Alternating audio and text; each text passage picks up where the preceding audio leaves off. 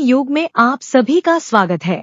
यह कहानियों का युग है, तो आइए चलते हैं इस युग में और कहानियों का आनंद लेते हैं। पहले भाग में हमने सुना कैसे जय गोपाल बाबू शशि और नीलमणि को जबरन कलकत्ता से गांव वापस ले आए। नीलमणि अपने पुराने दोस्तों को देख बहुत खुश हुआ था और उसकी खुशी देख शशि की आंखों में आंसू आ गए थे। पर वहीं वो मन ही मन यह सोचकर भी रो रही थी कि नीलमणि की यह खुशी ज्यादा दिन तक नहीं टिकेगी। यहीं से कहानी आगे बढ़ाते हैं। जब शशि नीलमणि को लेकर अपने घर गई तब जय गोपाल बाबू ने नीलमणि और शशि को घर से बाहर निकाल दिया, ये कहकर कि कलकत्ता में तुम्हारी जबान बहुत चल रही थी और तुमने मुझसे ये भी कहा था कि ये मेरा घर नहीं है। अब कुछ कर सकती हो तो करके दिखाओ और ये साबित करो कि ये तुम्हारा घर है और मेरा घर नहीं है। तब तक के लिए अपना चेहरा मुझे मत दिखाना। ऐसा कह जय गोपाल बाबू ने नीलमणि और शशि को घर से बाहर निकाल दिया। शशिकला चुपचाप नीलमणि का हाथ पकड़ घर से बाहर निकल गई। गांव में पास ही में उसने रहने का जगह ढूंढ लिया। कुछ ही दिनों में उसने खुद अपने हाथों से एक छोटी झोपड़ी बनाई जहां वो खुद को और नीलमणि को रख सके। गांव के छोटे मोटे काम करके वो पैसा कमाती ताकि खुद का नहीं तो कम से कम नीलमणि का तो पेट पाल सके। ऐसे जिंदगी बिताते करीबन 6 साल निकल गए। जय गोपाल बाबू ने कभी पीछे मुड़कर नहीं देखा कि उनकी पत्नी कहाँ गई, उनका साला कहाँ गया। हालांकि बच्चे हर रोज अपने पिता से यही पूछते कि माँ कहाँ है, पर जय गोपाल बाबू कुछ ना कुछ बहाना देकर बात को टाल दिया करता था। 6 साल बाद शरद ऋतु आई थी। मजिस्ट्रेट साहब गांव में जांच करने के लिए निकले हुए थे और शिकार के इरादे से जंगल के पास एक गांव में तंबू लगाकर ठहर गए थे। गांव के रास्ते में उनकी मुलाकात नीलमणि नाम के एक बालक से हुई। जब नीलमणि के साथी बच्चों ने साहब को देखा तो वे सभी दूर हट गए, लेकिन नीलमणि वहीं खड़ा रहा और साहब की तरफ देखने लगा। शायद साहब को उसमें कुछ खास नजर आया, इसलिए उन्होंने उसे पास बुलाकर पूछा, तुम स्कूल जाते हो? नीलमणि ने चुपचाप खड़े रहकर सिर हिलाया। हाँ। साहब ने फिर पूछा, कौन सी पुस्तक पढ़ते हो?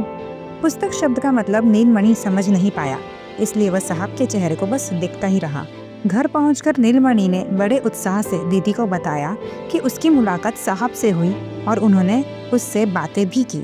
दोपहर को जय गोपाल बाबू अचानक पैजामा और पगड़ी पहनकर साहब से मिलने तंबू की ओर आ गए। साहब उस समय तंबू के बाहर खुले में एक मेज पर बैठे थे। चारों ओर सिपाही और दूसरे लोग व्यस्त थे। साहब ने जय गोपाल बाबू को चौकी पर बैठने को कहा और गांव की बातें पूछी। जय गोपाल बाबू को इस बात की बहुत खुशी हो रही थी कि गांव के आम लोगों के सामने वो इतने बड़े आदमी के सामने बैठा है। उसके मन में बार बार यह विचार आ रहा था कि काश चक्रवर्ती या नंदी घराने का कोई इस दृश्य को देख लेता। तभी एक औरत जिसने अपने सिर पर घूंघट लिया हुआ था नीलमणि को साथ लेकर सीधे साहब के सामने आकर खड़ी हो गई। वह बोली, साहब, मैं इस अनाथ बच्चे को आपके हाथों सौंप रही हूँ, इसकी रक्षा कीजिए। साहब ने उस शांत और गंभीर बालक को देखा और साथ खड़ी औरत को किसी अच्छे घर की बहू समझकर तुरंत खड़े हो गए। बोले, अब तंबू के अंदर आइए। औरत ने जवाब दिया, मैं जो कहना चाहती हूँ यही कहूँगी। पहले कोई पहचान नहीं पा रहा था कि वो औरत कौन है। फिर उस औरत ने अपने सिर पर से घूंघट हटाया। शशिकला का चेहरा देख जय गोपाल बाबू सकपका उठे। साहब ने भी शशिकला को पहचान लिया था और वो तुरंत ही पहचान गए कि उसके साथ खड़ा लड़का पक्का नीलमणि ही होगा। औरत ने फिर कहा, साहब, मैं जो भी कहना चाहती हूँ यही कहूँगी। यह सुनकर जय गोपाल बाबू का चेहरा फीका पड़ गया, जैसे उसके पांव किसी जलते अंगारे पर पड़ गए हों। गांव के लोग तमाशा देखने के लिए धीरे धीरे पास आने लगे। तब साहब ने बेंत उठाया और सब डरकर दूर हट गए। इसके बाद शशिकला ने, जो नीलमणि की दीदी थी, उसका हाथ पकड़कर पूरी बात विस्तार से बता दी। कैसे वह अनाथ हो गया और किन परिस्थितियों में वह अब तक रह रहा था। बीच बीच में जय गोपाल बाबू बात काटने की कोशिश करते रहे, लेकिन साहब ने गुस्से में डांटते हुए कहा, चुप रहो, और बेंत की ओर इशारा करके उन्हें चौकी से उठाकर सामने खड़ा होने को कहा।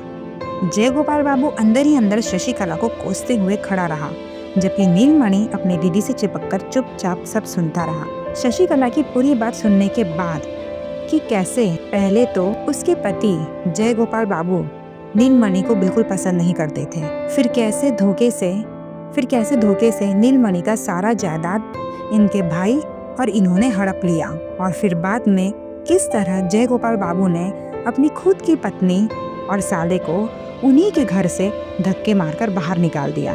शशिकला की पूरी बात सुनने के बाद साहब ने जय गोपाल बाबू से कई सवाल किए।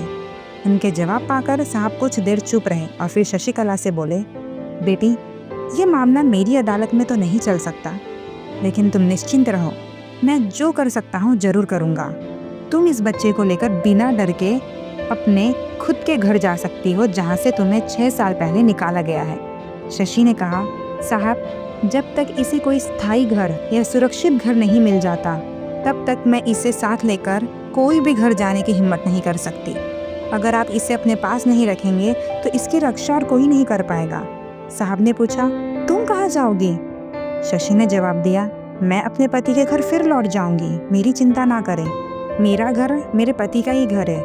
भले ही उन्होंने 6 साल पहले मुझे घर से निकाल दिया था, पर मैं वापस उन्हीं के पास जाऊंगी। पर मैं अपने भाई को लेकर नहीं जा सकती। साहब मुस्कुराए और उस दुबले पतले काले रंग के ताबीज पहने हुए गंभीर और दुखी बालक को अपने पास रखने के लिए तैयार हो गए। जब शशि विदा होने लगी तो नीलमणि ने उसकी साड़ी का छोर पकड़ लिया। साहब ने कहा, बेटा डरो मत, अब तुम मेरे पास रहोगे। शशि ने अपने आंसू पोंछा और कहा, मेरा राजा भैया है ना, जा बेटा जा, साहब के पास जा, तेरी दीदी तुझसे फिर मिलने आएगी, ठीक है? ये कहकर उसने नीलमणि को अपनी छाती से लगा लिया, उसके माथे को चूमा, उसके पीठ पे हाथ फेरा और किसी तरह उसके हाथों से अपनी साड़ी का छोर छुड़ाया। फिर वह जल्दी से मुड़कर चली गई। साहब ने तुरंत ही उस अनाथ बालक को रोक लिया, लेकिन नीलमणि दीदी दीदी चिल्लाकर रोने लगा। शशि ने एक बार मुड़कर दूर से हाथ हिलाया और उसे चुप रहने का इशारा किया, और फिर वह तेजी से आगे बढ़ गई। बहुत दिनों बाद शशिकला अपने खुद के घर उसी पुरानी हवेली में गई, जहाँ जय गोपाल बाबू पहले से ही मौजूद थे। वैसे तो जय गोपाल बाबू नाराज लग रहे थे, पर तो भी उन्होंने शशिकला से कुछ नहीं कहा, क्योंकि शशिकला ने साथ में नीलमणि को नहीं लाया था। यही सोच जय गोपाल बाबू बहुत खुश थे। सालों बाद शशि और उसके पति का मिलन हुआ, जो कि विधाता का विधान था। लेकिन ये मिलन भी ज़्यादा दिन तक नहीं रहा। कुछ ही दिन बाद गांव वालों को खबर मिली कि रात में जय गोपाल बाबू की पत्नी हैजे से मर गई, और उसी रात उसका अंतिम संस्कार भी कर दिया गया। विदा के समय शशि ने अपने अनाथ भाई से वादा किया था कि वह फिर मिलेगी, लेकिन क्या ये वादा शशिकला निभा पाई? जिंदगी ऐसी कई मोड़ लेती है जिसका अंदाजा हमें नहीं होता।